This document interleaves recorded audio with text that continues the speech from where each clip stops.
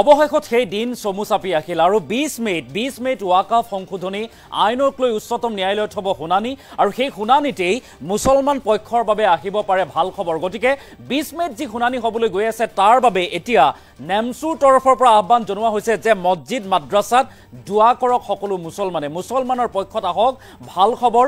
ৱাকাফ সম্পত্তি সুৰক্ষাৰ স্বাৰ্থত উচ্চতম ন্যায়ালয়ে দিয়ক ৰায় আৰু এই কামনাৰে আল্লাহৰ ওচৰত দুৱা কৰক প্ৰতিজন মুছলমানে। এনেদৰে এতিয়া ৰাজ্যৰ প্ৰতিগৰাকী মুছলমানক নেমছুৰ তৰফৰ পৰা আহ্বান জনোৱা হৈছে।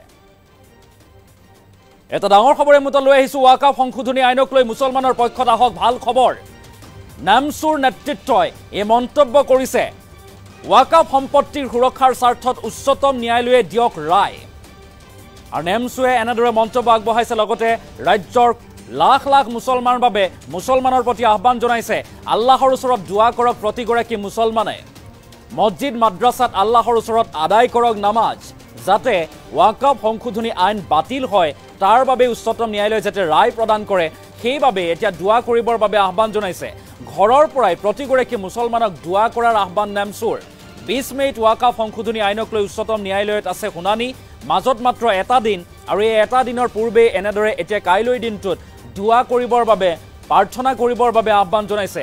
শুনানিত ন্যায়ালয়ে মুছলমানৰ পক্ষত ৰায় দিব পাৰে বুলি এতিয়া আহ্বান জনাইছে বা উল্লেখ কৰিছে নেমছুৱে। 20 কোটি মুছলমানৰ মুখত হাঁহি বিৰিঙিব বুলি মন্তব্য কৰিছে বদৰুল ইছলামে। আৰু ৱাকাফ সংশোধনী আইনক লৈ মুছলমানৰ পক্ষত আহক ভাল খবৰ। নেমছুৰ সভাপতি বদৰুল ইছলামে ডাঙৰ মন্তব্য কৰিছে। তেখেতে কৈছে ৱাকাফ সম্পত্তিৰ সুৰক্ষাৰ স্বাৰ্থত উচ্চতম ন্যায়ালয়ে দিয়ক ৰায়। ৱাকাফ সম্পত্তিৰ সুৰক্ষাৰ স্বাৰ্থত উচ্চতম ন্যায়ালয়ে ৰায় প্ৰদান কৰক আৰু এই কামনাৰে আল্লাহৰ ওচৰত দুৱা কৰক প্ৰতিগৰাকী মুছলমানে বুলি উল্লেখ কৰিছে। পুনৰবাৰ উল্লেখ কৰিছোঁ এটা ডাঙৰ খবৰ এই মুহূৰ্তত। 20 মে'ত মাজত মাত্ৰ এটা দিন 20 মে'ত ৱাকাফ সংশোধনী আইনক লৈ উচ্চতম ন্যায়ালয়ত আছে শুনানি আৰু শুনানিত ন্যায়ালয়ে মুছলমানৰ পক্ষত ৰায় দিব বুলি আশাবাদী এতিয়া নেমছু। 20 কোটি মুছলমানৰ মুখত হাঁহি বিৰিঙিব বুলিও এতিয়া নেমছুৰ সভাপতি বদৰুল ইছলামে মন্তব্য কৰিছে। পুনৰবাৰ উল্লেখ কৰিছোঁ মছজিদত মাদ্ৰাছাত আল্লাহৰ ওচৰত দুৱা কৰক সকলো মুছলমানেই। যদি মছজিদ বা মাদ্ৰাছালৈ যাব নোৱাৰে তেনেহ'লে ঘৰৰ পৰাই প্ৰতিগৰাকী মুছলমানে দুৱা কৰক আল্লাহৰ ওচৰত, যাতে মুছলমানৰ পক্ষত ভাল খবৰ আহে। 20 মে'ত ৱাকাফক লৈ শুনানি হ'ব। গতিকে কাইলৈ দিনটোত মছজিদ মাদ্ৰাছাত দুৱা কৰিবৰ বাবে এতিয়া আহ্বান জনাইছে নেমছুৱে। আৰু নেমছুৰ সভাপতি বদৰুল ইছলামে কৈছে 20 কোটি মুছলমানৰ মুখত হাঁহি বিৰিঙি উঠিব আৰু শুনানিত ন্যায়ালয়ে মুছলমানৰ পক্ষত ৰায় দিব বুলি এতিয়া আশাবাদী নেমছু। 20 মে'ত ৱাকাফ সংশোধনী আইনক লৈ উচ্চতম ন্যায়ালয়ত আছে শুনানি। মন্তব্য আছে নেমছুৰ সভাপতি বদৰুল ইছলামে কি কৈছিল মন্তব্য লৈ আহিছোঁ। অৰ্থাৎ 20 মে' তাৰিখে যি ৱাকফ বোৰ্ড ৱাকফ সম্পত্তি ইত্যাদিক লৈ মহামান্য উচ্চতম ন্যায়ালয়ত পুনৰ এই গোচৰৰ যি ৰায় এই ৰায় আহিব। যিকোনো এটা ৰায় এইবাৰ কিন্তু আহিব আৰু আমাৰ অধিবক্তাই জনোৱা মতে এইবাৰ 4 ঘণ্টাৰ পৰা 5 ঘণ্টালৈকে 5 ঘণ্টা সময়লৈকে এই গোচৰৰ শুনানি চলিব পাৰে। অৰ্থাৎ ইয়াৰ দ্বাৰা এইটোৱে বুজা গ'ল যে এইবাৰ কিবা এটা ৰায় আহিব। আমাৰ বিশ্বাস এইবাৰ স্থগিততা আদেশ আহিব পাৰে। ইমান দিনে 20 কোটি মুছলমানে ৰৈ থকা যি ৰায়ৰ প্ৰতি যি ৰৈ আছিল সেই ৰায় অহা 20 তাৰিখলৈ আহিব পাৰে, যাৰ বাবে মই ভাৰতবৰ্ষৰ লগতে সমগ্ৰ অসমৰ মুছলমান লোকসকলক মই অনুৰোধ জনাম যে অহাকাইলৈ 19 তাৰিখে প্ৰতিটো মছজিদ আৰু মাদ্ৰাছাত দুৱা হ'ব লাগে। প্ৰতিটো ঘৰত আল্লাহৰ ওচৰত আপোনালোকে দুৱা কৰিব লাগে আৰু মহিলাসকলে ঘৰৰ ভিতৰত থাকি দুৱা কৰিব লাগে যাতে এই ৱাকফ আইন বাতিলৰ বাবে অহাকাইলৈ কিবা এটা ৰায় আহে। কাৰণ ইমান দিনে আপোনালোকে যি আন্দোলন কৰিছে তাৰ ফল আপোনালোকে হয়তো 20 তাৰিখে পাব। তাৰোপৰি যি উত্তৰ প্ৰদেশ, ঝাৰখণ্ড আৰু মধ্যপ্ৰদেশত যি ৱাকফৰ সম্পত্তিক মছজিদ মাদ্ৰাছা বা দৰগাহত যি বুলডোজাৰ চলিছে তাৰ প্ৰতিও মহামান্য উচ্চতম ন্যায়ালয়ে এটা ৰায় দিব পাৰে।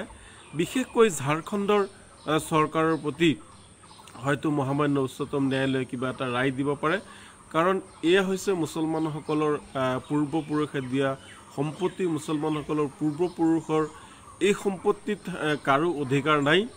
গতিকে অহাকাইলৈ অসমৰ প্ৰতিজন মুছলমান পুৰুষ মহিলা ল'ৰা ছোৱালী সকলোৱে আল্লাহৰ ওচৰত দোৱা কৰক আৰু যাতে এই সম্পত্তি আমাৰ ফালে যাতে ঘূৰি আহে, আমি যাতে ন্যায় পাওঁ, আমি যাতে আমাৰ সম্পত্তি ঘূৰাই পাবলৈ সক্ষম হওঁ। উচ্চতম ন্যায়ালয়ৰ ওপৰত আমাৰ আশা ভৰসা আৰু আস্থা আছে। আৰু পৰৱৰ্তী সময়ত আমি হয়তো গণতান্ত্ৰিক আন্দোলন এই ৰায়ৰ পিছত আমি পৰৱৰ্তী সময়ত আমি সিদ্ধান্ত ল'ম আমি গণতান্ত্ৰিক আন্দোলন কৰিম নে নকৰিম।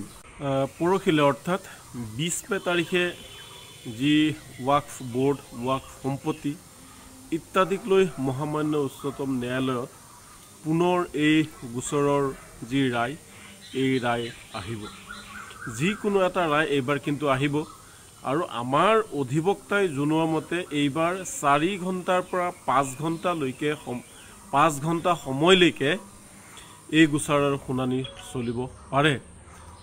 অৰ্থাৎ ইয়াৰ দ্বাৰা এইটোৱে বুজা গ'ল যে এইবাৰ কিবা এটা ৰায় আহিব। আমাৰ বিশ্বাস এইবাৰ স্থগিততা আদেশ আহিব পাৰে। ইমান দিনে 20 কোটি মুছলমানে ৰৈ থকা যি ৰায়ৰ প্ৰতি যি ৰৈ আছিল, সেই ৰায় অহা 20 তাৰিখলৈ আহিব পাৰে।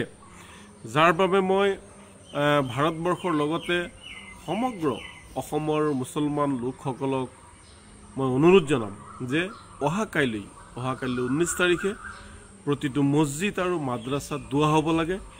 প্ৰতিটো ঘৰত আল্লাহৰ ওচৰত আপোনালোকে দোৱা কৰিব লাগে আৰু মহিলাসকলে ঘৰৰ ভিতৰত থাকি দোৱা কৰিব লাগে যাতে এই ৱাকফ আইন বাতিলৰ বাবে অহাকাইলৈ কিবা এটা ৰায় আহে।